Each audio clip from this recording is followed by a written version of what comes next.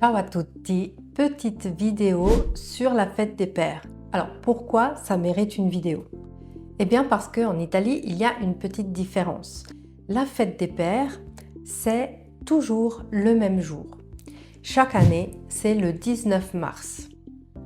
Donc ce n'est pas comme en France où ça tombe toujours un dimanche, la date varie. En Italie, c'est vraiment très important, c'est le 19 mars parce que c'est le jour de la Saint-Joseph, c'est San Giuseppe. Et San Giuseppe représente l'idée du père, représente vraiment celui qui prend ses responsabilités. Donc au-delà du fait de la religion, ce qu'il faut comprendre, c'est que c'est une figure qui représente vraiment le sens d'être père.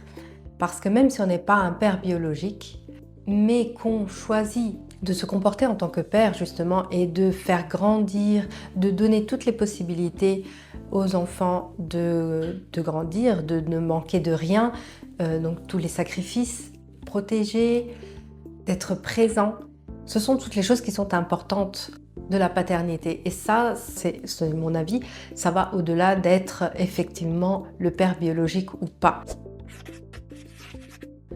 Alors en Italie, jusqu'en 1976, je crois, c'était férié, c'était un jour férié.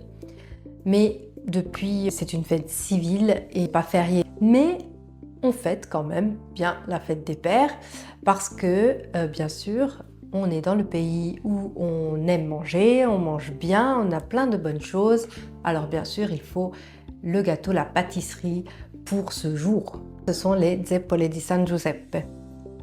Ce sont des beignets frits avec la crème pâtissière dedans et c'est vraiment excellent. Donc voilà, on mange ces beignets, les enfants donnent il lavoretto qu'ils ont fait pour le papa, donc en général ils préparent quelque chose, une poésie, un dessin. Quand ils sont petits, ils préparent ça à l'école par exemple. Et voilà, je voulais vous parler de ça puisque sur cette chaîne, je parle de l'Italie et aussi des différences qu'il y a entre l'Italie et la France. Et je vous dis à bientôt pour une prochaine vidéo.